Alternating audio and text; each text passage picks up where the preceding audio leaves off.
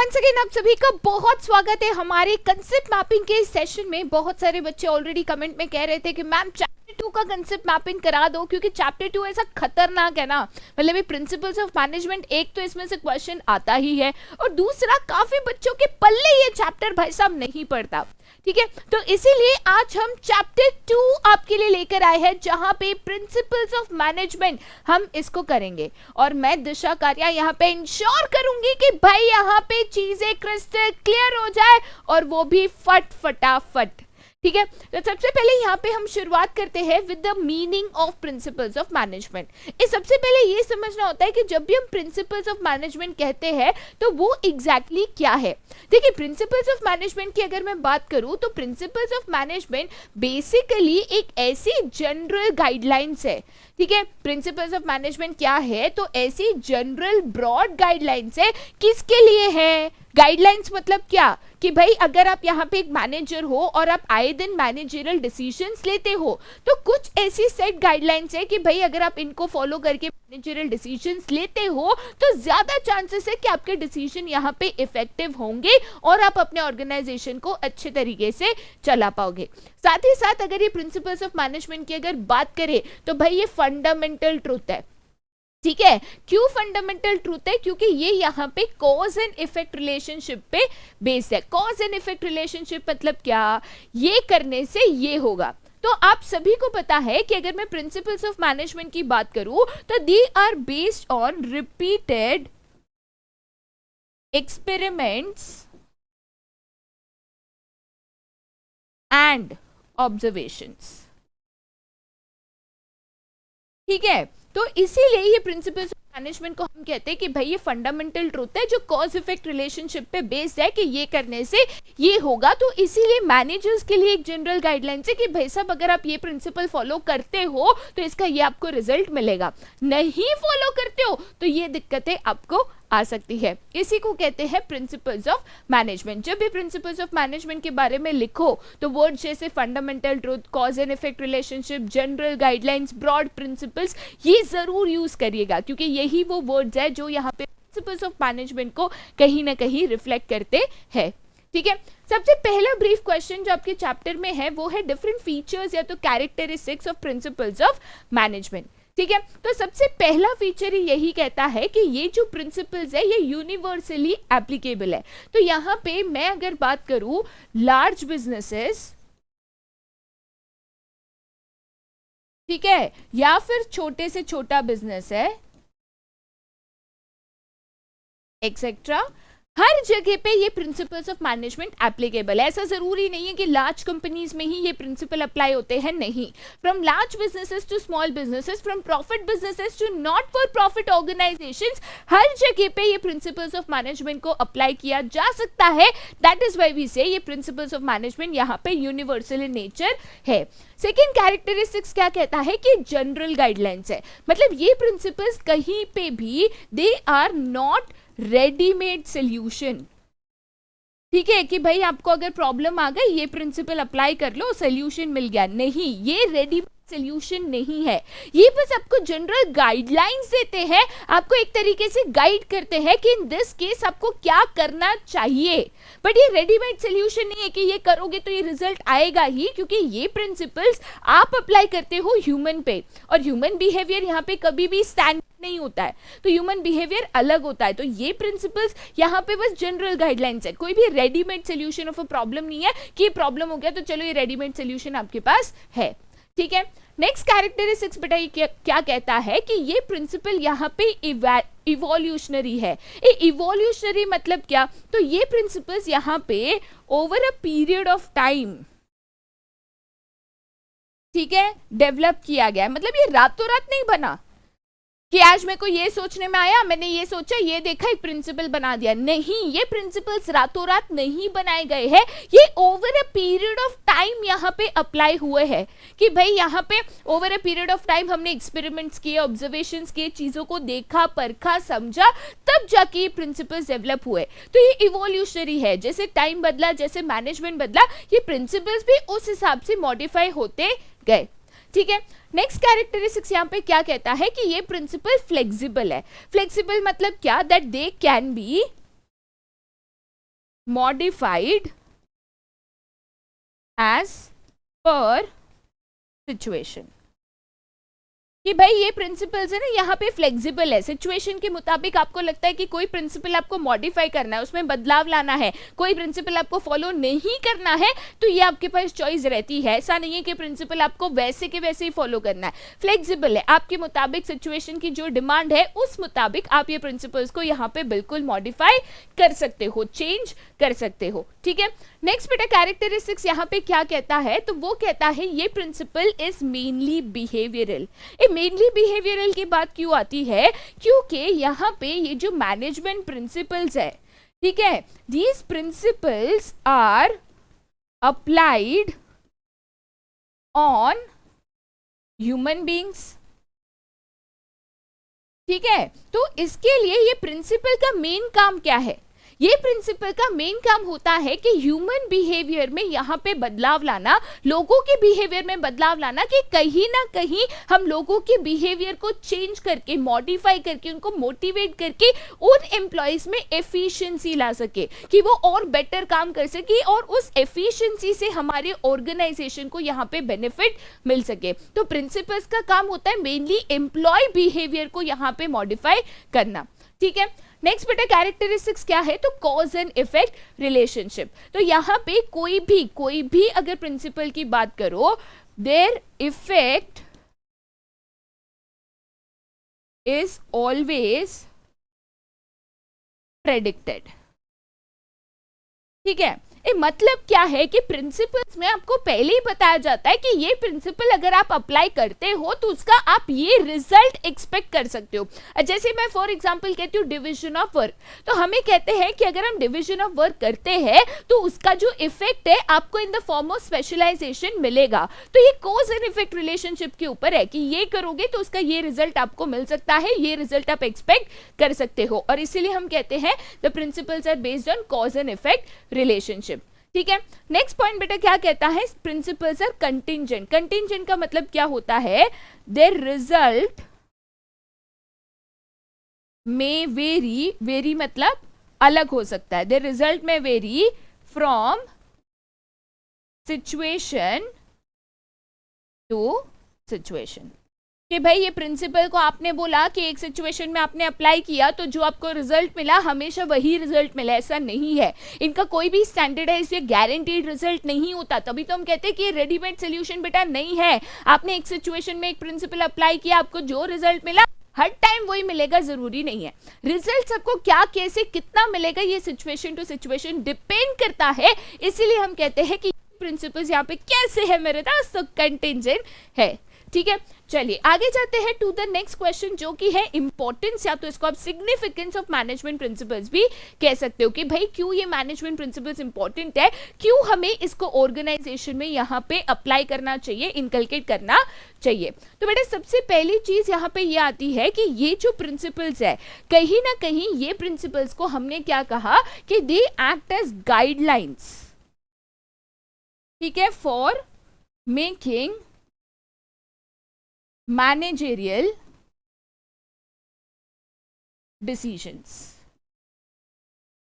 ठीक है, तो ये guidelines for making managerial decisions है कि अगर आप मैनेजरियल डिसीजन ले रहे हो तो ये आपके लिए एक गाइडलाइन है कि भाई आपको मैनेजरियल डिसीजन इस तरीके से लेने हैं। तो कहीं ना कहीं ये मैनेजर्स को डेवलप करते हैं, उनकी इंटेलेक्ट, उनके टैलेंट, उनके स्किल्स को डेवलप करते हैं कि एज अ मैनेजर आप बेटर डिसीजंस ले पाओ। बेटर डिसीजंस लोगे तो जाहिर सी बात है भाई ऑर्गेनाइजेशन बेटर ही चल रहा है, और इसीलिए ये प्रिंसिपल्स काफी ज्यादा इंपॉर्टेंट है। सेकेंड चीज क्या कहते हैं, ऑप्टिमम यूटिलाइजेशन ऑफ रिसोर्सेज। कैसे, तो यहां पे managers by applying these principles bring efficiency in the organization।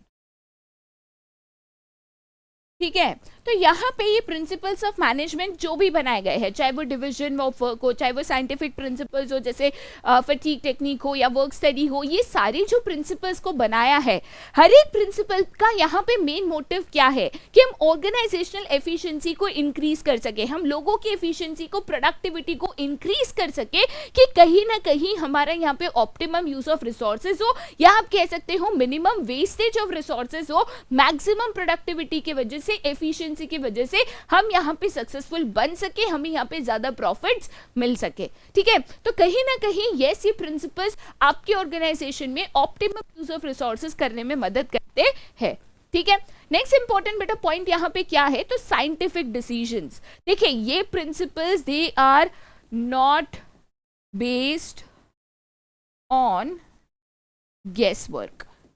तुक्के पे ये प्रिंसिपल्स बेटा नहीं है। ठीक है, मैंने कोई भी प्रिंसिपल तुक्के पे, सोच पे नहीं बनाया है। ये सारे principles cause and effect relationship study होके, एक्सपेरिमेंटेशन होके, ऑब्जर्वेशन होके ये प्रिंसिपल्स को यहाँ पे बनाया गया है। तो ये प्रिंसिपल्स आपको बताते हैं कि जब एज अ मैनेजर आप भी डिसीजन लेते हो तो आपको तुक्के से नहीं लेने, आपको यहाँ पे साइंटिफिक डिसीजंस लेने हैं, जहाँ पे सोच समझ कर, डेटा एनालिसिस करके कैलकुलेटिव डिसीजंस आप ले सको और यहाँ पे मेजॉरिटी डिसीजंस आपके सही हो सके और आपकी कंपनी में यहाँ पे एफिशिएंसी आ सके। ठीक है, चलिए आगे जाते हैं to the next important point, जो क्या कहता है, इफेक्टिव एडमिनिस्ट्रेशन। इफेक्टिव एडमिनिस्ट्रेशन की बेटा मैं यहाँ पे अगर बात करूं तो इफेक्टिव एडमिनिस्ट्रेशन में यहाँ पे क्या होता है, तो इफेक्टिव एडमिनिस्ट्रेशन का मतलब होता है by applying this principles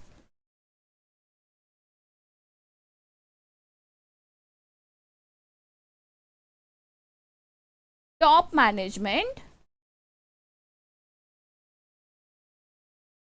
can manage or take better decisions।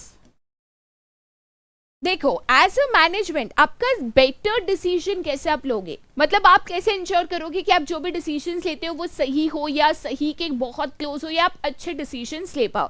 तो कहीं ना कहीं ये प्रिंसिपल आपके लिए गाइडलाइंस है, आप इनको समझ के फॉलो करके आप यहाँ पे इंश्योर कर सकते हो कि एज अ टॉप मैनेजमेंट आप जो भी डिसीजंस लो वो डिसीजंस बेटर हो, सही डिसीजंस आप ले पाओ, अपने ऑर्गेनाइजेशन को सही तरीके से मैनेज कर पाओ। साथ ही साथ और एक इंपॉर्टेंस क्या कहता है कि जो चेंजिंग एनवायरमेंट रिक्वायरमेंट्स है, अब देखिए हम सबको पता है कि जो बिजनेस एनवायरमेंट है that is dynamic, constantly changing. तो ये चेंजिंग एनवायरमेंट से we can use this principles to adjust with changing environment. ठीक है, जैसे एनवायरमेंट में चेंजेस आ गए, डायनामिक एनवायरमेंट है, तो इन प्रिंसिपल्स के द्वारा हम इंश्योर कर सकते हैं कि हम एक ऐसा डायनामिक ऑर्गेनाइजेशन क्रिएट करें जहां पे जैसे एनवायरमेंट पे बदलाव आता है वैसे हम अपने ऑर्गेनाइजेशन में भी ये चेंजेस को ला सके, ये बदलाव को ला सके। ठीक है, नेक्स्ट इंपॉर्टेंस क्या है, तो fulfilling social responsibilities as well. अब देखिए जैसे मैं यहाँ पे एग्जाम्पल लेती हूँ द प्रिंसिपल ऑफ इक्विटी, ठीक है, और प्रिंसिपल ऑफ रेम्यूनरेशन।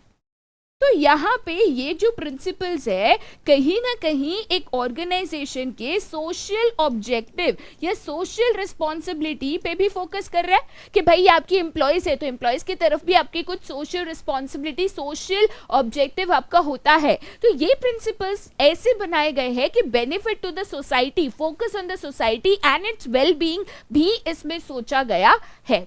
ठीक है, तो प्रिंसिपल्स की बात करें तो चाहे वो मैनेजर को बेटर डिसीजन लेना हो या फिर यहाँ पे आप कह सकते हो कि टॉप लेवल मैनेजमेंट का बेटर मैनेजमेंट हो, ये सारी चीजें इन प्रिंसिपल्स में यहाँ पे फोकस कर इन प्रिंसिपल्स को बनाया गया है।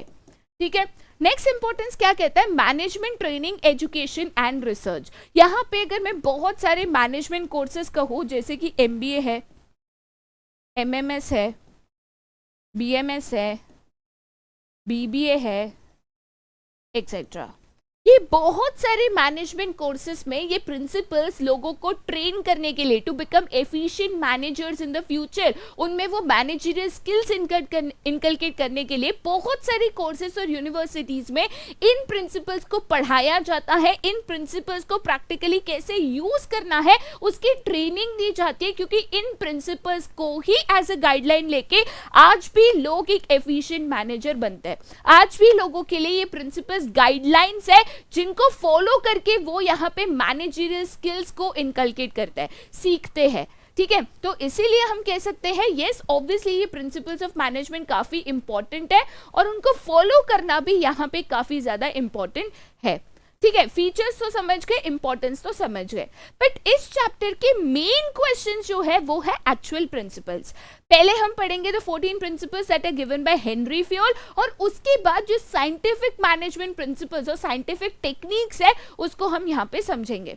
ठीक है, 14 प्रिंसिपल्स जो हेनरी फ्योल ने दिए थे उसमें सबसे पहला प्रिंसिपल उन्होंने कौन सा दिया था? It is the principle of division of work. यहाँ पे मैं अगर डिवीजन ऑफ वर्क की बात करती हूँ तो उसमें हेनरी फ्योल ने क्या कहा था कि total work in an organisation must be divided among employees. और जब भी बेटा मैं ये टोटल वर्क को डिवाइड करती हूँ, ठीक है, तो मुझे ऐसा नहीं करना है कि सबको मुझे काम यहाँ पे इक्वली बांटना है, नहीं, इक्वली नहीं बांटना है। मुझे ये देखना है कि कौन कौन से काम में अच्छा है। अगर मुझे पता है कि ये व्यक्ति मार्केटिंग में अच्छा है तो मैं इसको मार्केटिंग का काम दूंगी। मुझे पता है कि ये व्यक्ति फाइनेंस में अच्छा है तो मैं इसको फाइनेंस का काम दूंगी। इस प्रिंसिपल को फॉलो करके क्या बेनिफिट मिलता है? तो आपको मिलता है स्पेशलाइजेशन। देखो, एक व्यक्ति बार बार लगातार वही काम करेगा तो जाहिर सी बात है वो उस काम में माहिर हो जाएगा ना। जैसे कि कैशियर होता है, अगर वो रोज एक ही काम करता है, नोट गिनता है, तो वो कितना माहिर हो जाता है, कितना फास्ट ये काम कर सकता है, क्या हम कर सकते हैं? नहीं। तो यहाँ पे हेनरी फ्योल का कहना था कि डिविजन ऑफ वर्क, आपके टोटल वर्क को अमॉन्ग एम्प्लॉयज आपको डिवाइड करना चाहिए, वो भी on the basis of their expertise, capability, capacity etcetera. ठीक है, इससे आपको क्या मिलेगा? तो ऑर्गेनाइजेशन में स्पेशलाइजेशन आएगा और साथ ही साथ एक ही व्यक्ति पे काम का पूरा बर्डन नहीं आएगा। राइट। सेकेंड प्रिंसिपल जो यहाँ पे हेनरी फ्योल ने कहा था that is authority and responsibility. उनका हमेशा यहाँ पे कहना था that there should be a balance between authority and responsibility. Right, यहां पे बेटा अगर मैं अथॉरिटी का बात करती हूं तो what is authority? Power to take decision. ठीक है, और वहीं पे अगर मैं रिस्पॉन्सिबिलिटी की बात करती हूं तो रिस्पॉन्सिबिलिटी मतलब क्या? To complete the allotted work. तो यहाँ पे बेटा हेनरी फ्योल का क्या कहना था कि there should always be a balance between the authority and the responsibility. Authority मतलब डिसीजन लेने का पावर। तो कोई भी अगर एम्प्लॉय को आप यहाँ पे एक टास्क दे देते हो, एक जिम्मेदारी दे देते हो कि भाई तेरे को ये काम करना है, बट वो काम करने के लिए जब उसको कुछ डिसीजंस लेने हैं तो आपने वो डिसीजन मेकिंग पावर नहीं दिया, तो रिस्पॉन्सिबिलिटी विदाउट अथॉरिटी में काम कंप्लीट नहीं हो सकता। और वही आपने पावर दे दिया, उसके पास पावर बहुत है बट जिम्मेदारी कुछ नहीं है, कोई पूछने वाला ही नहीं है, कुछ काम ही नहीं है, तो ऐसे केस में अथॉरिटी का मिसयूज हो सकता है। तो अथॉरिटी विदाउट रिस्पॉन्सिबिलिटी में अथॉरिटी का मिसयूज, रिस्पॉन्सिबिलिटी विदाउट अथॉरिटी में काम इनकम्प्लीट रह जाएगा। तो ऐसे केस में हेनरी फ्योल ने एक ही चीज कही थी कि बैलेंस रखो। रिस्पॉन्सिबिलिटी दे रहे हो तो उसको पूरा करने के लिए जितनी अथॉरिटी चाहिए वो भी आपको देनी चाहिए। अगर किसी के ऊपर बहुत सारी अथॉरिटी है, किसी के पास बहुत सारा पावर है, तो उसके पास उतनी रिस्पॉन्सिबिलिटी भी यहाँ पे बिल्कुल होनी चाहिए। ठीक है, नेक्स्ट प्रिंसिपल पे जाते हैं जो कि है द प्रिंसिपल ऑफ डिसिप्लिन। एक डिसिप्लिन का मतलब क्या होता है? इन एवरी ऑर्गेनाइजेशन, हर एक ऑर्गेनाइजेशन में there are some rules and regulations. ठीक है। तो हेनरी फ्योल का यहाँ पे क्या कहना था कि हर एक ऑर्गेनाइजेशन में डिसिप्लिन होना चाहिए, हर एक व्यक्ति जो है उसको यहाँ पे ऑर्गेनाइजेशन के rules regulations code of conduct उसका काम करने का तरीका ये पता होना चाहिए और हर एक व्यक्ति को इसको फॉलो करना चाहिए, वरना क्या हो जाएगा, सब अपने अपने तरीके से काम करेंगे, केओस हो जाएगा, कोई कंट्रोल नहीं होगा और हो सकता है काम भी यहाँ पे पूरा ना हो, राइट। नेक्स्ट प्रिंसिपल बेटा यहाँ पे क्या था, तो principle of unity of command. A principle of unity of command यहाँ पे क्या कहता है, वन पर्सन शुड हैव और get instructions from one boss only. ये है आपका यूनिटी ऑफ कमांड। अब देखिए काफी बार एक ऐसे होता है कि एक व्यक्ति के 2-3 बॉस है, एक बॉस उसको एक काम कह रहा है, दूसरा बॉस दूसरा काम कह रहा है। जैसे हम एक सिंपल सा एग्जांपल देते हैं, मान के चलिए कि यहाँ पे प्रोडक्शन चल रहा है, ठीक है, तो प्रोडक्शन मैनेजर है वो वर्कर को जाके बोलता है कि देख भाई भले प्रोडक्शन स्लो हो लेकिन यहाँ पे तेरे को क्वालिटी मेंटेन करनी है, ऐसे नहीं कि घाई घाई में बना रहा है कुछ भी बना रहा है क्वालिटी नहीं देख रहा है, ये नहीं चलेगा। उसने बोला ठीक है सर। अब साथ ही साथ थोड़ी देर बाद मार्केटिंग मैनेजर आया, वो बोलता है कि भाई इतने ऑर्डर पेंडिंग पड़े हैं, तू इतना स्लो काम करेगा तो कैसे चलेगा, जल्दी काम कर। किसकी सुनूं, जल्दी करूं कि स्लो करूं? एक बोलता है आराम से कर बड़ा अच्छा कर, एक बोलता है भाई टाइम नहीं है जल्दी कर, किसकी सुनूं? ऐसे केस में एम्प्लॉय हो जाएगा कंफ्यूज। क्या हो जाएगा, कंफ्यूज, और वो अपना बेस्ट तरीके से यहाँ पे काम नहीं कर पाएगा और ऑर्गेनाइजेशन में थोड़ा केओस भी हो जाएगा, दोनों मैनेजर्स के बीच में ईगो क्लैश होना, झगड़े होना, तो ये चीज ना हो। इसीलिए हेनरी फ्योल ने कहा one person should have only one boss, उसको उसी व्यक्ति से इंस्ट्रक्शंस लेने हैं, उसी व्यक्ति से काम लेना है और उसी व्यक्ति को रिपोर्ट करना है। इसको कहते हैं बेटा the principal of unity of command. अब इसी के साथ और एक प्रिंसिपल है, principal of unity of direction, जिसमें बच्चे दोनों में कंफ्यूज होते हैं। देखिए यूनिटी ऑफ कमांड कहता है वन पर्सन का एक ही बॉस होना चाहिए, one boss for one person, ठीक है, या वन पर्सन का वन बॉस। जबकि यूनिटी ऑफ डायरेक्शन की बात करूं तो यूनिटी ऑफ डायरेक्शन का मतलब ये होता है all the employees should move towards a common direction of achievement of goals। ठीक है, तो यूनिटी ऑफ डायरेक्शन क्या कहता है बेटा, तो यूनिटी ऑफ डायरेक्शन कहता है कि देखो हर एक एम्प्लॉय काम कर रहा है, बट एक एम्प्लॉय यहां पे जा रहा है, एक एम्प्लॉय यहां पे जा रहा है, ये नहीं चलेगा। हम चाहे जो भी काम करें, अब हर एक डिपार्टमेंट अपना अपना काम करेगा, सही है, बट हर एक डिपार्टमेंट का कॉमन गोल क्या है, तो कंपनी के गोल्स को अचीव करना। तो यूनिटी ऑफ डायरेक्शन कहता है कि हर एक व्यक्ति का जो एफर्ट्स है वो टुवर्ड्स अचीवमेंट ऑफ गोल्स होना चाहिए। ऐसा नहीं कि मैं अपना देख रही हूं, कोई अपना देख रहा है, कोई कुछ और देख रहा है, नहीं, सबकी मेहनत, सबके एफर्ट, सबका focus towards a common direction होना चाहिए, that is achievement of organisational goals. ठीक है, नेक्स्ट पॉइंट बेटा यहाँ पे क्या है, तो subordination of individual interest with general interest. Subordination of individual interest with general interest बेटा यहाँ पे क्या कहता है, तो कोई भी अगर एम्प्लॉय है, ठीक है, every employ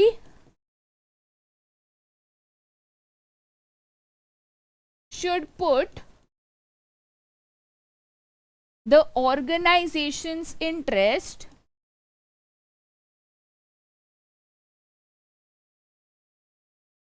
before their own। ठीक है, एक बेसिक से एग्जांपल देती हूँ जिससे प्रिंसिपल आपको आसानी से समझ में आ जाएगा। मान के चलो कि यहाँ पे कोई एक प्रोडक्शन डिपार्टमेंट का मैनेजर है, तो प्रोडक्शन डिपार्टमेंट के लिए उसको प्रोडक्शन करने के लिए रॉ मटेरियल परचेज करना है। अब ये रॉ मटेरियल उसका एक दोस्त भी सप्लाई करता है, बट उसका दोस्त जो रॉ मटेरियल सप्लाई करता है वो बाकी सप्लायर से थोड़ा सा महंगा है। तो ऐसे केस में उसको ये नहीं देखना चाहिए कि भाई मेरा दोस्त है उसका काम हो जाएगा, नहीं, हर एक व्यक्ति को पहले ऑर्गेनाइजेशन का फायदा देखना चाहिए फिर अपना। अगर ऑर्गेनाइजेशन का फायदा इसमें है कि सस्ते से सस्ता रॉ मटेरियल आए, तो उसको वही डिसीजन लेना चाहिए जो ऑर्गेनाइजेशन के फायदे या बेनिफिट के लिए हो, ना कि खुद के बेनिफिट के लिए। मेरा दोस्त है तो उससे ले लो, नहीं, क्या ये ऑर्गेनाइजेशन के लिए सही है, अगर नहीं तो मत करो। ठीक है, इसी को कहते हैं subordination of individual interest with general interest. ठीक है, नेक्स्ट प्रिंसिपल बेटा यहाँ पे क्या कहता है, तो remuneration, the principle of remuneration of persons या तो एम्प्लॉयज, राइट। यहाँ पे मैं रेम्यूनरेशन की बात करती हूँ तो रेम्यूनरेशन मतलब क्या, तो बेसिकली सैलरी एंड वेजेस। आप एम्प्लॉयज को जो भी पे करते हो for the services they give, salary है, वेजेस है, पर्क्स है, बोनसेस है, इंसेंटिव्स है, बहुत सारे तरीके से हम एम्प्लॉयज को रिवॉर्ड करते हैं। ठीक है, वो हमें जो सर्विस देते हैं उसके लिए, तो इसको हम कहते हैं रेम्यूनरेशन। अब यहाँ पे हेनरी फ्यूल का क्या कहना था, that the organisation should give fair and competent remuneration। भाई एम्प्लॉयज को जो भी आप सैलरी, वेजेस, बाकी इंसेंटिव्स दे रहे हो वो फेयर होने चाहिए, उनके काम के मुताबिक होने चाहिए। मार्केट में जो भी रेम्यूनरेशन या जो भी मार्केट स्टैंडर्ड के मुताबिक चल रहा है उस मुताबिक होना चाहिए कि एम्प्लॉयज एटलीस्ट अपनी बेसिक नेसेसिटीज पूरा कर सके। ऐसा नहीं है कि भाई यहाँ पे उसको नौकरी कौन देगा या हम उसको कुछ पता नहीं तो हम उसको कम रेम्यूनरेट कर रहे हैं। हेनरी फ्यूल का ये कहना था कि बिल्कुल भी हमें एज एन ऑर्गेनाइजेशन नहीं करना चाहिए। जितना वो एम्प्लॉय डिजर्व करता है, जितने मार्केट स्टैंडर्ड से, उस हिसाब से आपको उस एम्प्लॉय को पे करना चाहिए। ठीक है, नेक्स्ट बेटा प्रिंसिपल क्या है, तो सेंट्रलाइजेशन एंड डिसेंट्रलाइजेशन। देखिए यहाँ पे दो कंसेप्ट है, एक है द कंसेप्ट ऑफ सेंट्रलाइजेशन। तो यहाँ पे जब मैं कंसेप्ट ऑफ सेंट्रलाइजेशन का बात करती हूँ, this means the concentration of power in the hands of few. ठीक है, जबकि बेटा यहाँ पे मैं अगर डिसेंट्रलाइजेशन की बात करूं तो डिसेंट्रलाइजेशन का मतलब क्या होता है, डेलीगेशन और डिस्पर्सल ऑफ अथॉरिटी। ये एग्जैक्ट ऑपोजिट कंसेप्ट है। इस सेंट्रलाइजेशन में बेसिकली डिसीजन मेकिंग पावर कुछ ही लोगों के हाथ में होता है, तो वही एम्प्लॉयज के सारे डिसीजन, ऑर्गेनाइजेशन के सारे डिसीजंस यहाँ पे लेते हैं।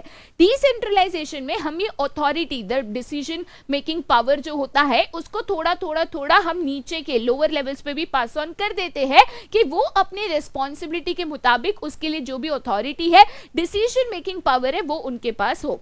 अब हेनरी फ्यूल ने क्या सजेस्ट किया था कि जब भी बेटा हम लार्ज ऑर्गेनाइजेशंस की बात करें, ठीक है, छोटे मोटे ऑर्गेनाइजेशंस में सेंट्रलाइजेशन हो सकता है, but in large organisation we should always have the concept of decentralisation.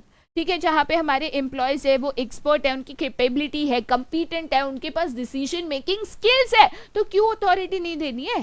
तो लार्ज ऑर्गेनाइजेशंस में we should always have decentralisation, ये उनका सजेशन था, राइट। चलिए आगे जाते हैं नेक्स्ट प्रिंसिपल पे, जो क्या कहता है, the principle of scalar chain. इस स्केलर चेन बेसिकली यहाँ पे क्या है, तो हर एक ऑर्गेनाइजेशन में एक चेन ऑफ कम्युनिकेशन होता है, राइट। और हेनरी फ्यूल का क्या कहना था कि in general cases, in general instances, as an employee of the organisation आपको ये चेन ऑफ कम्युनिकेशन फॉलो करना ही है। उसके लिए यहाँ पे एक डायग्राम दिया गया था, जैसे ये आपका एक चेन ऑफ कम्युनिकेशन है, ये एक पिरामिड है। तो यहाँ पे टॉप लेवल पे लेटर से वी हैव ए, ठीक है, यहाँ पे we have B and C, यहाँ पे we have D and E etcetera. ये एक सिंपल सा तरीका है, ठीक है। तो मान के चलिए कि यहाँ पे लेटर से कि ई को डी से कम्युनिकेट करना है, तो हम कैसे जाएंगे, ई सी को बोलेगा, सी ए को बोलेगा, ए बी को बोलेगा, बी डी को बोलेगा। This is a scalar chain, a normal chain of communication, ठीक है। लेकिन मान के चलिए कि यहाँ पे कोई इमरजेंसी है, कोई आपको क्विक कम्युनिकेशन करना है। स्केलर चेन में जनरली क्या होता है, तो डीले इन कम्युनिकेशन हो सकता है। तो ऐसे केस में मान के चलिए कि मुझे कुछ अर्जेंट इंफॉर्मेशन देनी है, क्विक कम्युनिकेशन करना है, तो ऐसे केस में हेनरी फ्यूल ने सजेस्ट किया था there should be a gang plank. ठीक है, याद रखना ये गैंग प्लैंक जो है only in case of emergencies use होना चाहिए, ऐसे नहीं कि हमेशा इसको यूज कर रहे हो। जनरली ये स्केलर चेन को फॉलो करो, but in case of emergency से गैंग प्लैंक हो सकता है जहाँ पे डायरेक्टली भी ईडी से कम्युनिकेट कर सके। ठीक है, तो इसको कहते हैं the principle of scalar chain, जहाँ पे चेन ऑफ कम्युनिकेशन कैसे डेवलप की जाए, कैसे कम्युनिकेशन फ्लो डेवलप किया जाए, ये उन्होंने सजेस्ट किया था। ठीक है, चलिए आगे जाते हैं टू द नेक्स्ट प्रिंसिपल, जो कि कहता है द प्रिंसिपल ऑफ ऑर्डर। अब यहाँ पे वो वकालत वाला ऑर्डर ऑर्डर इसकी बात हम नहीं कह रही हूँ। ठीक है, यहाँ पे जब मैं प्रिंसिपल ऑफ ऑर्डर की बात करती हूँ तो हेनरी फ्योल का ये कहना था that everything and everyone should have a place and everything and everyone should be in their place। ठीक है, तो हर चीज और हर व्यक्ति की एक फिक्स जगह इन एन ऑर्गेनाइजेशन होनी चाहिए। जैसे अगर मान के चलो कि फाइल्स है तो फाइल्स की एक फिक्स जगह होनी चाहिए कि यहाँ पे आपको ये फाइल्स रखनी है। अगर आपकी कंपनी का कोई एचआर है तो उसकी एक फिक्स केबिन होनी चाहिए, कोई मैनेजर है तो उसका एक फिक्स केबिन, सीईओ की फिक्स केबिन, और हर एक व्यक्ति और चीज को उसी जगह पे रखना चाहिए। देखिए, इससे क्या होता है कि अगर आप चीजों को कहीं भी कभी भी रख देते हो तो उसको ढूंढने में, उसको निकालने में बहुत टाइम चले जाता है। तो हमें यहाँ पे ऑर्गेनाइज वे में चलना है। ये ढूंढने में वगैरह टाइम चले जाएगा तो वेस्टेज ऑफ रिसोर्सेज हो जाएगा, जो हम नहीं चाहते। और इसीलिए यहाँ पे हमें प्रिंसिपल ऑफ ऑर्डर फॉलो करना है कि हर एक व्यक्ति और चीज की एक फिक्स जगह होनी चाहिए और उसको वहीं पे आपको मेंटेन करना है, वहीं पे रखना है कि ये वेस्टेज ऑफ टाइम आपका यहाँ पे बिल्कुल ना हो। ठीक है, चलिए आगे जाते हैं नेक्स्ट प्रिंसिपल पे, जो कि क्या कहता है द प्रिंसिपल ऑफ इक्विटी। बेटा यहाँ पे मैं अगर प्रिंसिपल ऑफ इक्विटी की बात करूं तो प्रिंसिपल ऑफ इक्विटी यहाँ पे क्या कहता है कि यहाँ पे fair and just treatment for all होना चाहिए। ठीक है बेटा, मतलब क्या, तो यहाँ पे कोई भी व्यक्ति को आपको कास्ट, रिलीजन, जेंडर के मुताबिक भेदभाव करना, किसी के लिए कुछ पनिशमेंट, किसी के लिए कुछ फेवरिज्म, ये चीजें ऑर्गेनाइजेशन में बिल्कुल आपको यहाँ पे इनकरेज नहीं करनी है। ठीक है, नेक्स्ट चीज बेटा यहाँ पे क्या है, तो stability of tenure of personal, जहाँ पे हेनरी फ्योल ने जॉब सिक्योरिटी के बारे में बात किया है कि हमें भाई अपने एम्प्लॉयज को जॉब सिक्योरिटी देनी चाहिए, उनमें ये डर नहीं पैदा करना चाहिए कि हम उनको चाहे जब निकाल देंगे, उससे उनकी एफिशिएंसी खराब हो जाती है, वो काम पे फोकस नहीं कर पाते। तो हमें अपने एम्प्लॉयज को यहाँ पे हमेशा क्या देना चाहिए, तो जॉब सिक्योरिटी हमेशा देनी चाहिए। ठीक है, नेक्स्ट चीज यहाँ पे क्या है, तो द प्रिंसिपल ऑफ इनिशिएटिव। बेटा प्रिंसिपल ऑफ इनिशिएटिव क्या कहता है कि यहाँ पे अगर हम अपने एम्प्लॉयज की बात करें तो अगर कोई भी चीज को लेके हमारे एम्प्लॉयज के सजेशंस है, कहीं पे उनको वॉलंटरीली आगे आके काम करना है, तो हमें उनको एनकरेज करना चाहिए कि भाई आप भी इनिशिएटिव लो, आप भी आगे आके काम करो, लीड करो, सजेशंस दो। और ये एक तरीके से उनको मोटिवेट करता है, टीम स्पिरिट डेवलप करता है और एम्प्लॉयज में यहाँ पे सेंस ऑफ बिलोंगिंगनेस और एफिशिएंसी आती है। राइट, लास्ट प्रिंसिपल बेटा यहाँ पे क्या कहता है, एस्पिरिट दी कॉर्प्स, जिसका मतलब होता है टीम वर्क।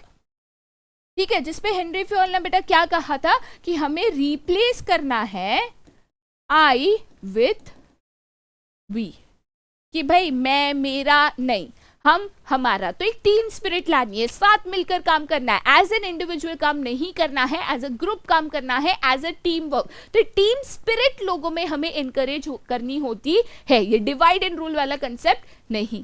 ठीक है, अब ये तो थे principles given by Henri Fayol, but कुछ ऐसे साइंटिफिक प्रिंसिपल्स भी थे जो यहाँ पे फ्रेडरिक विंसलॉ टेलर या तो एफडब्ल्यू टेलर ने आपको दिए थे।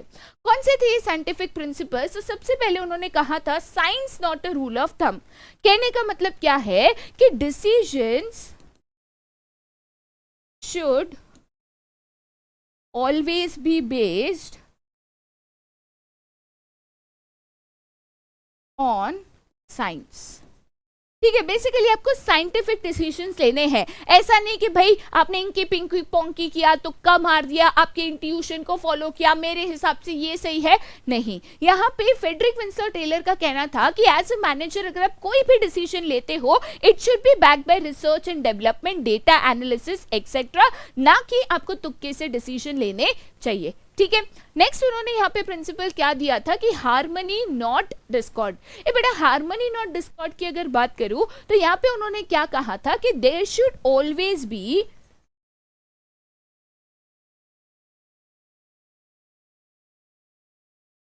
Harmony and peace in an organisation. कि भाई कोई भी अगर ऑर्गेनाइजेशन की बात करें तो उसमें झगड़े, एक दूसरे के खिलाफ यहाँ पे झगड़े करना ये नहीं होना चाहिए। हार्मनी होनी चाहिए, पीस होनी चाहिए। जो भी हम काम करें हमें मिलजुल के साथ में करना चाहिए, ना कि एक दूसरे के खिलाफ होकर। ठीक है। नेक्स्ट बेटा उन्होंने प्रिंसिपल यहाँ पे क्या दिया था, तो कॉपरेशन नॉट इंडिविजुअलिज्म। ये हार्मनी नॉट डिस्कॉर्ड का ही एक तरीके से एक्सटेंशन था। उन्होंने कहा था कि यहाँ पे जब भी हम कोई काम करें, ठीक है, तो वी शुड ऑलवेज कॉपरेट। ऐसा नहीं कि भाई खुद का सोच रहे हैं, खुद का बेनिफिट देख रहे हैं, नहीं, हमें एक दूसरे के साथ कोऑपरेट करके, एक दूसरे के बारे में सोच के, एक दूसरे के साथ मिलकर काम करना चाहिए, ना कि सब खुद खुद का देख रहे हैं, खुद का मैनेज कर रहे हैं, नहीं, कोऑपरेट करके मिलके चीजों को करना है। ठीक है, तभी तो हार्मनी बेटा मेंटेन रहेगी, राइट। नेक्स्ट उन्होंने प्रिंसिपल क्या दिया था, तो development of workers to the greatest efficiency and prosperity. तो यहाँ पे एफडब्ल्यू टेलर का कहना था कि वर्कर्स को यहाँ पे ट्रेनिंग एंड डेवलपमेंट करके, ठीक है, वर्कर्स को यहाँ पे ट्रेनिंग देके, उनका डेवलपमेंट करके, करियर एडवांसमेंट करके, उनको यहाँ पे एडिशनल स्किल्स सिखा के वर्कर्स का भी हमें सोचना चाहिए। हमें ये भी सोचना चाहिए कि वर्कर्स अपने करियर में आगे कैसे जा सके, वो अपने आप को कैसे डेवलप कर सके, वो कैसे बेटर काम कर सके, कैसे अपने स्किल्स को यहाँ पे एनहांस कर सके। ठीक है, चलिए आगे जाते हैं अब to the next, that is a scientific techniques जो हमें यहाँ पे दी गई थी। अब ये क्वेश्चन बहुत ही इंपॉर्टेंट है, एग्जाम में आने के अगेन काफी ज्यादा चांसेस है। यहाँ पे एफडब्ल्यू टेलर ने कुछ साइंटिफिक टेक्निक्स बताई थी जिसके मुताबिक आप यहाँ पे डिसीजन ले सकते हो। सबसे पहली टेक्निक उन्होंने ये बताई थी, ये जो फंक्शनल फोरमैन है कहीं ना कहीं ये डिविजन ऑफ वर्क को फॉलो करता है। ठीक है, तो उन्होंने सबसे पहले क्या कहा था कि यहाँ पे जो फैक्ट्री लेवल है, ठीक है, ये फैक्ट्री लेवल पे उन्होंने कहा था कि हम यहाँ पे 8 फोरमैन को सजेस्ट करता है। कौन से 8 फोरमैन, तो उन्होंने कहा था कि 4 फोरमैन हमें यहाँ पे चाहिए प्लानिंग लेवल पे जो चीजों को प्लान करे, और 4 फोरमैन हमें चाहिए ऑपरेशन लेवल पे जो इस प्लान को एग्जीक्यूट करे। तो प्लानिंग लेवल पे सबसे पहले उन्होंने यहाँ पे कहा था रूट क्लर्क। ठीक है, तो बेटा यहाँ पे मैं अगर रूट क्लर्क की बात करूं, तो रूट क्लर्क की अगर बात करें तो बेटा यहाँ पे रूट क्लर्क का काम क्या होता है, तो बेसिकली सीक्वेंस ऑफ स्टेप्स यहाँ पे डिजाइन करना कि भाई अगर ये काम करना है तो उस पर ये स्टेप्स फॉलो करते हुए करना है, स्टेप 1, स्टेप 2, स्टेप 3। तो sequence of steps of process बनाना कि भाई ये प्रोसेस इस तरीके से चलेगा, इसमें हमें ये स्टेप्स को फॉलो करके इस काम को करना है। ठीक है, उसके बाद जो सेकेंड व्यक्ति आता है वो है आपका इंस्ट्रक्शन कार्ड क्लर्क। तो इंस्ट्रक्शन कार्ड क्लर्क क्या होता है, तो ये एक ऐसा क्लर्क होता है जो यहाँ पे वर्कर्स को बेसिक इंस्ट्रक्शंस देता है जो उनको काम करते वक्त यहाँ पे फॉलो करने हैं। जैसे कोई सेफ्टी इंस्ट्रक्शंस है या मशीन को कैसे ऑपरेट करना है, कैसे यूज करना है, इसको लेके जो भी बेसिक इंस्ट्रक्शंस है वो यहाँ पे इंस्ट्रक्शन कार्ड क्लर्क आपको देता है। ठीक है, नेक्स्ट यहाँ पे कौन है, तो टाइम एंड कॉस्ट क्लर्क। तो यहाँ पे टाइम एंड कॉस्ट क्लर्क क्या करता है, तो कोई भी काम को कितने टाइम में कंप्लीट करना है एंड कितने कॉस्ट में कंप्लीट करना है, इसको लेके यहाँ पे डिसीजन लेता है कि भाई ये काम है वो इतने समय में होना चाहिए और इतने कम से कम खर्चे में होना चाहिए। जैसे फॉर एग्जाम्पल मान के चलिए हम एक शर्ट बना रहे हैं, तो ये शर्ट मेरा 5 मिनट में बनना चाहिए और इसका मैक्सिमम कॉस्ट 10 रुपए जाना चाहिए। तो इसका एक यहाँ पे लिमिट सेट करना। ठीक है, नेक्स्ट चीज यहाँ पे क्या है, तो उसको कहते हैं डिसिप्लिनेरियन। ये डिसिप्लिनेरियन क्या करता है, तो बेसिकली इंश्योर करता है कि वर्कर्स जो है, ठीक है, ये workers they work with discipline, कि भाई यहाँ पे वो चीज़ों को, कायदों को फॉलो कर रहे हैं, सेफ्टी इंस्ट्रक्शंस फॉलो कर रहे हैं, टाइम से आ रहे हैं, काम जिम्मेदारी से, रिस्पॉन्सिबिलिटी से कर रही है। ये देखने का काम किसका होता है, तो डिसिप्लिनेरियन का होता है। तो ये तो हमारे 4 यहाँ पे फोरमैन हो गए at the planning level. Next foreman जो है यहाँ पे 4 foreman that is at the operational level, जो एक्चुअल काम के वक्त काम आता है। ठीक है, तो उसमें सबसे पहले आता है गैंग बॉस। तो गैंग बॉस का काम क्या होता है, to arrange all the resources। ठीक है। तो गैंग बॉस का बेसिकली बेटा काम क्या होता है, सारे रिसोर्सेज जो प्रोडक्शन प्रोसेस में लगते हैं, चाहे वो रॉ मटेरियल हो, टूल्स हो, इक्विपमेंट्स हो, मशीनरी हो, ये सारे रिसोर्सेज को अरेंज करना। ठीक है। उसके बाद जो नेक्स्ट व्यक्ति आता है वो होता है आपका स्पीड बॉस। तो स्पीड बॉस का काम यहाँ पे क्या होता है, to ensure that work is completed on time, कि भाई यहाँ पे जो भी आपका काम चल रहा है वो टाइम से यहाँ पे कंप्लीट हो। यहाँ पे स्पीड बॉस वही चीज यहाँ पे देखती है कि भाई टाइम टू टाइम आपका काम हो, टाइम टू टाइम आपका यहाँ पे काम कंप्लीट हो। ठीक है। उसके बाद बेटा नेक्स्ट व्यक्ति आता है जो कि है आपका रिपेयर बॉस। अभी रिपेयर बॉस कौन होता है, तो रिपेयर बॉस का ये काम होता है to ensure all machines are in working condition. तो बेसिकली कोई भी मान के चलो मशीनरी खराब हो गई, उसमें कोई भी दिक्कत आ गई, तो रिपेयर बॉस देखता है उसको रिपेयर करवाना, उसको मेंटेनेंस करना कि मशीन यहाँ पे चलती रहे और काम यहाँ पे रुके नहीं। ठीक है। उसके बाद जो नेक्स्ट आता है वो है एक इंस्पेक्टर। जनरली इसी में कंफ्यूजन हो जाता है, बट बेटा इंस्पेक्टर यहाँ पे कौन होता है, जो यहाँ पे क्वालिटी कंट्रोल चेक करता है कि भाई ये देखता है कि भाई प्रोडक्शन टाइम से तो हो रहा है, फटाफट तो हो रहा है, बट क्या हम यहाँ पे क्वालिटी कॉम्प्रोमाइज कर रहे हैं, प्रोडक्ट स्टैंडर्ड क्वालिटी का बनना चाहिए, सही क्वालिटी का बनना चाहिए, वरना बना के भी क्या फायदा। तो ये प्रोडक्ट सारे सही क्वालिटी स्टैंडर्ड क्वालिटी के बन रहे हैं या नहीं, ये कौन देखता है, तो ये यहाँ पे आपका इंस्पेक्टर देखता है। ठीक है। उसके बाद बेटा नेक्स्ट चीज की अगर बात करूं तो यहाँ पे नेक्स्ट आपका standardisation and simplification of work. तो standardisation and simplification of work में अगेन दो कंसेप्ट है। सबसे पहला यहाँ पे कंसेप्ट है आपका स्टैंडर्डाइजेशन।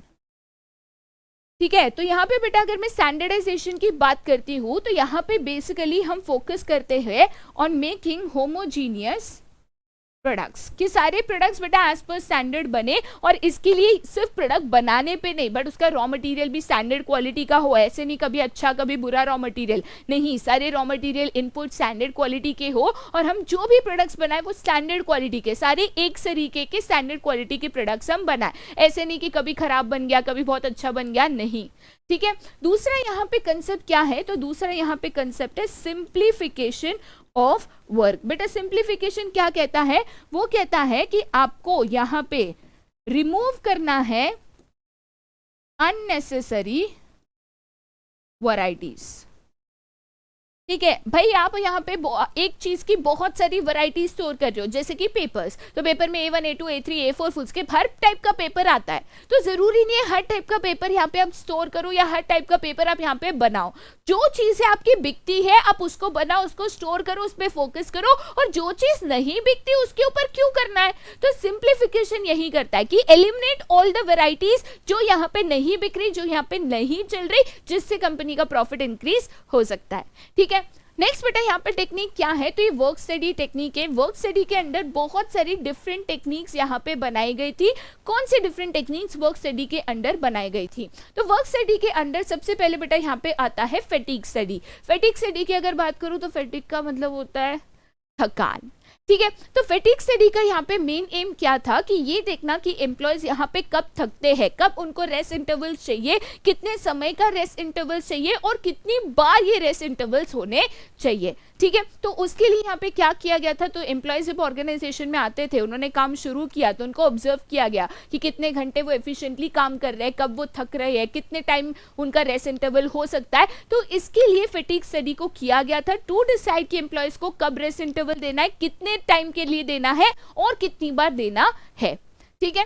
नेक्स्ट यहाँ पे जो स्टडी की थी उसको हम कहते हैं method study. A method study का एक ही था to find one best method to do the job. FW Taylor ने बार बार लगातार इस चीज पे इंसिस्ट किया था कि कोई भी काम को करने का एक बेस्ट मेथड होता है और मेथड स्टडी करके हमें वही बेस्ट मेथड को out of all the available options यहाँ पे चूज करना है। कोई एक काम करना है तो उसके लिए ABC 3 मेथड है, तो मुझे मेथड स्टडी करके हर एक मेथड का कॉस्ट एंड एफिशिएंसी देख के मुझे ये देखना है कि ABC में कौन सा बेस्ट मेथड है जिससे मुझे मैक्सिमम बेनिफिट मिल सकता है। ठीक है। यहाँ पे अगर नेक्स्ट की बात करूं तो नेक्स्ट टेक्निक यहाँ पे थी टाइम स्टडी। अब देखिए टाइम स्टडी का काम क्या था, तो ये देखना कि एक काम को करने के लिए कितना समय लग सकता है। ठीक है। तो टाइम स्टडी में हमने एक सेम काम डिफरेंट वर्कर्स को दिए, हंड्रेड्स ऑफ वर्कर्स को दिए, हर एक वर्कर ने वो काम को कितने टाइम में कंप्लीट किया इसका नोट डाउन किया, फिर उसका एवरेज निकाला। तो टाइम स्टडी से सबसे पहले हमें ये पता चला कि भाई एक काम करने को कितना टाइम लगता है, उस हिसाब से हम यहाँ पे एम्प्लॉयज के लिए टारगेट सेट कर सकते हैं, एंड हर एक काम को करने के लिए कितने नंबर ऑफ एम्प्लॉयज चाहिए ये भी देख सकते हैं कि भाई एक एम्प्लॉय दिन में 10 बॉक्स बना सकता है, मुझे पता है दिन के 100 बॉक्स बनाने के, तो 10 एम्प्लॉय चाहिए, राइट। और साथ ही साथ यहाँ पे वर्कर्स को एफिशिएंट इनएफिशिएंट में कैटेगराइज कर सकते हैं। मैंने एक टारगेट दे दिया, ठीक है, अब टारगेट जिसने कंप्लीट किया वो एफिशिएंट, टारगेट जिसने कंप्लीट नहीं किया वो इनएफिशिएंट, तो इसीलिए टाइम स्टडी को यहाँ पे किया गया था। नेक्स्ट यहाँ पे था that is motion study. Motion study की बात करें तो कोई भी एक व्यक्ति दिन में जो भी मोशन करता है, जैसे मैंने रॉ मटेरियल को पिक किया, ठीक है, देन मैं चल के गई, फिर उधर से मैंने एक इक्विपमेंट लिया, ये सारे होते हैं आपके मोशंस। ये मोशंस को जनरली हम यहाँ पे productive, incidental and non productive motion में क्लासिफाई करते हैं, ठीक है। तो मोशन स्टडी का मेन काम यहाँ पे क्या था कि ये जो नॉन प्रोडक्टिव मोशंस है इनको यहाँ पे एलिमिनेट करना, निकालना, और उन्होंने ये करके भी दिखाया था कि कैसे मोशन स्टडी के द्वारा नॉन प्रोडक्टिव मोशन को हटा के हम प्रोडक्टिविटी इंक्रीज कर सकते हैं। यहाँ पे जो टेलर है उनके एक एसोसिएट थे फ्रैंक गिलबर्ट, उनके साथ उन्होंने जो ब्रिक क्लियरिंग का काम होता है ना उसमें 18 मोशंस थे, उन्होंने उसको जस्ट 5 पे लेकर आए, और जब ये मोशंस नॉन प्रोडक्टिव मोशंस को हटा के 18 से 5 किया तो बेटा उनकी प्रोडक्टिविटी 4 टाइम्स बढ़ गई, 4 गुना ज्यादा काम वो कर पा रहे थे, राइट। तो मोशन स्टडी से ऑब्वियसली हम यहाँ पे क्या कर सकते हैं, तो प्रोडक्टिविटी को इंक्रीज कर सकते हैं, ठीक है। नेक्स्ट यहाँ पे बेटा आपका प्रिंसिपल है डिफरेंशियल पीस वेट सिस्टम। तो डिफरेंशियल पीस वेट सिस्टम का यहाँ पे मेन एम क्या था, to differentiate between efficient and non-efficient employees या तो workers, ठीक है। तो ये कैसे किया गया था, इसके लिए एक बेस्ट एग्जांपल यहाँ पे आपके लिए दिया गया है। यहाँ पे हम सबसे पहले क्या करते थे, तो हमारे एम्प्लॉयज को जो टाइम स्टडी के द्वारा हमने एक टारगेट सेट किया था, सबसे पहले उनको ये टारगेट देते थे। जैसे हमने टारगेट दे दिया कि एक दिन में आपको 10 यूनिट्स बनाना है, जो भी ये 10 यूनिट्स बनाएगा उसको हम 50 रुपीज पर यूनिट देंगे। बट अगर कोई वर्कर है जो यहाँ पे 10 से कम बनाता है, ठीक है, 10 से कम बनाता है तो उसको कम देंगे, 10 से ज्यादा बनाता है तो ज्यादा। तो मान के चलो एक वर्कर है उसने 10 से ज्यादा बनाया, 12 यूनिट्स बनाया, तो यहाँ पे हम उसको 60 रुपीज पर यूनिट देंगे, मतलब स्टैंडर्ड से ज्यादा, ठीक है। तो अगर उसने 12 बॉक्स बनाया तो उसको 720 रुपीज मिलेगा, अगर उसने 10 बॉक्स बनाया तो उसको बस 500 रुपए मिलेगा। बट 10 से अगर कम बनाया तो हम उसको स्टैंडर्ड से कम पैसा देंगे, हम उसको बस 40 रुपीज पर बॉक्स पे करेंगे, तो 8 बॉक्स बना तो उसको बस 320 रुपीज मिलेगा। अब इससे क्या होगा कि जो एम्प्लॉय एफिशिएंट नहीं है, ठीक है, जो कम काम करता है, आलस करता है, वो यहाँ पे मोटिवेट हो जाएगा कि वो भी और काम करे, उसको ज्यादा पैसा मिलेगा। जो ऑलरेडी एफिशिएंट है वो मोटिवेटेड रहेगा कि भाई मैं मेहनत कर रहा हूं तो उस तरीके से मुझे पैसे मिल रहे हैं, ठीक है। तो इसको कहते हैं डिफरेंशियल पीस वेज सिस्टम। इसका मेन काम था एफिशिएंट नॉन एफिशिएंट एम्प्लॉयज में यहाँ पे डिफरेंशिएट करना, ठीक है। उसके बाद नेक्स्ट टेक्निक यहाँ पे क्या थी, तो मेंटल रेवोल्यूशन। ये मेंटल रेवोल्यूशन में एफडब्ल्यू टेलर ने क्या कहा था कि जो हमारे मैनेजमेंट और वर्कर्स है उनको अपनी सोच को, एक दूसरे के खिलाफ जो उनकी सोच होती है उसको बदलना है। अब जनरली वर्कर्स को लगता है यार मैनेजमेंट को क्या पता है, एसी कैबिन में बैठते हैं, उनको क्या है। अब मैनेजमेंट को लगता है यार ये वर्कर्स का हमेशा का ऐसा है, कुछ भी चिक चिक करते हैं, स्ट्राइक की धमकी देती है, ये एक सोच होती है। तो हमें ये सोच को यहाँ पे बदलना होगा, अपना जो एटीट्यूड है of workers and management towards each other उसको बदलना होगा। ये समझना होगा कि मैनेजमेंट के बिना भी कंपनी नहीं चल सकती, ना वर्कर्स के बिना चल सकती है। तो कोई भी कंपनी को चलाने के लिए, सक्सेसफुल बनाने के लिए दोनों की जरूरत है, तो दोनों को मिलके काम करना है, एक दूसरे के खिलाफ होके नहीं करना, ठीक है। और लास्ट चीज यहाँ पे क्या थी, ये जो फीलिंग और सस्पिशियस है ना कि हम एक दूसरे के खिलाफ शक करते हैं, ठीक है, कि उनकी गलती होगी, उन्होंने ही किया होगा, नहीं, कम्युनिकेशन करके, डिस्कशन करके, एक दूसरे पे ट्रस्ट करके ये हमें बदलना होगा। Right, so that harmony, peace, discord ये ना हो, ठीक है, हार्मनी और पीस मेंटेन रहे, राइट। तो इसी के साथ भाई ये जो हमारा कंसेप्ट मैपिंग का सेशन है ये खत्म होता है। दोबारा हम ऐसे कंसेप्ट मैपिंग के सेशन के साथ जरूर मिलेंगे, बट अभी के लिए यहीं पे bye and have a nice day.